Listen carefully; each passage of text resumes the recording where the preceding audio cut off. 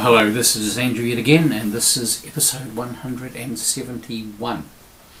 Today we're moving into chapter 4 of Matthew's Gospel, and we're looking at the first two verses. Now this is a continuation, of course, from chapter 23, and Jesus is coming to the end of a session of teaching, and it looks like he's on his way home, probably up to Bethany for the night.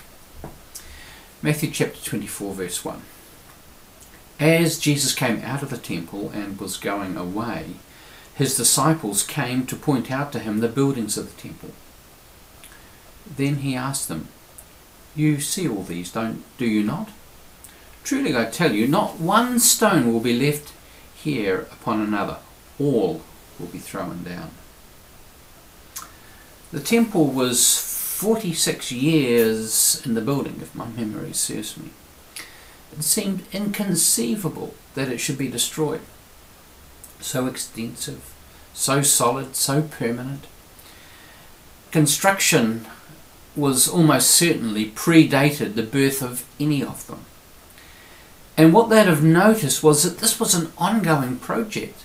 This was something that was continuing to develop throughout their lifetime.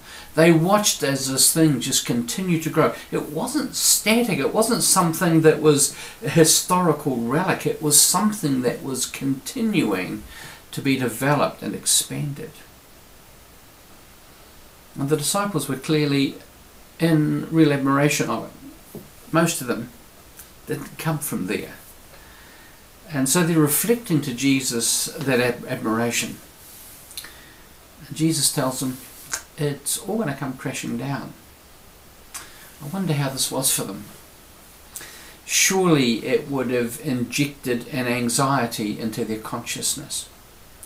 They recognized that they lived in turbulent times. They were uncertain times. They were living under Roman domination. And the Romans were capable of a considerable bit of cruelty. And they recognized also the power of the Herods and of the ruling families, and that these weren't times of peace and prosperity that they would hope for. And yet in the middle of this temple was continuing to be built. It was a sign that actually everything was kind of on the up. And to hear that even in these uncertain and turbulent times the temple was going to come down, I'd imagine would have been quite shocking. If the temple is to come down, what else might change? How will life be? How will my life be? How long do we have before this happens? Is this something that's going to happen soon? Or is it still some way off? And what will be happening in the meantime? These are the kind of questions I'd imagine they'd be asking and looking for signs of developing even more insecurity. The disciples are forced to recognize the uncertainty and impermanence of life, that there are no guarantees. Even we, in this looking at the third decade of the 21st century, we're facing that here at the moment. Not perhaps with the prospects of violence that they faced, yet we do face change. And as we look back at our lives, we have gone through considerable change. Some of it has been steady, but others of it have been traumatic. In Christchurch, where I live, we've been through the earthquakes. Over 10,000 aftershocks. You kind of got used to them, but it was still pretty scary initially. We've had the Port Hills fires. We've had the mosque shootings. We are now faced, and that wasn't that long ago, we are now faced with the uncertainty of COVID. And while I'm certainly speaking for myself, I'm grateful for the government's prompt and comprehensive response, yet we're aware of how quickly it can spring back into action and do huge damage. It all goes to show us that there are no guarantees, even in life which seems to be steady and settled. Yet we cling to our faith, and this is right and proper and appropriate. Yet it does not guarantee our health or well-being. I follow American politics reasonably closely, or I have been.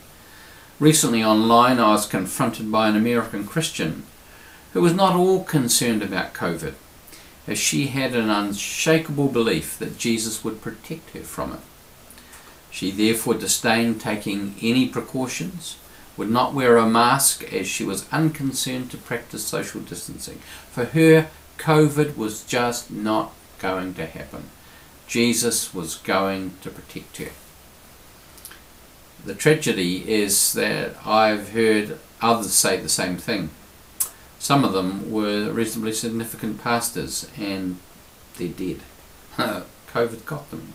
I shouldn't be laughing. It strikes me that this is a form of magical thinking, that these things can't happen. It's the opposite, though, for what I so often find myself engaged in, and that is catastrophisation. I always imagine the worst and somehow see myself as being responsible to fix it or prevent it if I can. I realise that I've been doing a bit of this lately, as I've been reflecting on a change of role that is coming my way, and it's in the not too distant future. I anticipate that it will be difficult, as I'm aware of some significant challenges that are ahead. I feel the weight of it. I feel the responsibility of it. And I've become aware that I've been imagining that if there are to be positive outcomes, it's all up to me. I realised at prayer this morning that it's not all up to me. This is God's world. This is part of God's call upon my life, or I assume it to be the case. And my task is to be faithful in the little bit of it that I've been given stewardship for. There are no guarantees. I can only trust myself to the one who holds my life in his hand. The outcomes are ultimately up to God. I do not know what's going to happen. I don't have Jesus' foresight. I don't know at the end of the next 2 years, which is how long this appointment is for, there will not be one stone left upon another that they will all be thrown down. At least metaphorically. I don't know.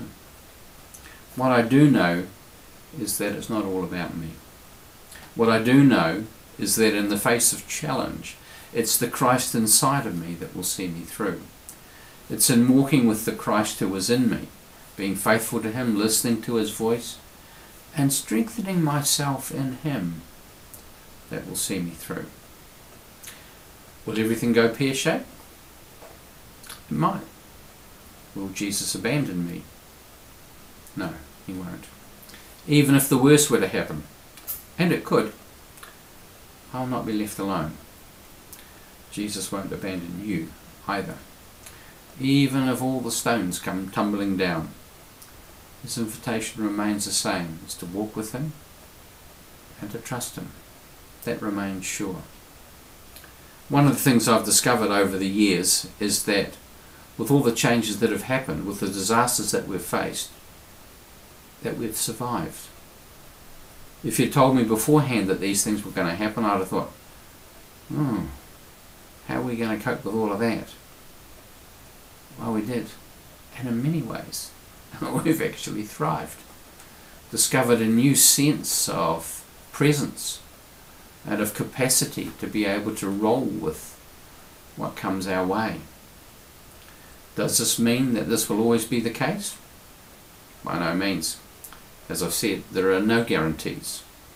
One does not sign up to the way of Jesus as a form of insurance policy that will keep all trouble at bay. It simply doesn't work that way. In many ways, becoming a Christian is almost a guarantee that things could get tougher. and sometimes they do. I've discovered through it, though, this is just me personally, a deeper sense of the presence of Jesus in the face of challenges and difficulties. And in the end, it's where I turn. I have nowhere else to go. I'll repeat again the words of Abraham Lincoln, who is reported to have said, "I've been driven to my knees time and again by the overwhelming conviction that I had nowhere else to go." And I think that's true. Now, we know that in the end, it didn't end well for him. Would that have made any difference? I don't think so.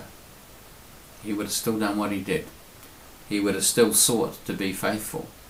He would have still sought the one in whose hands he knew his life was held.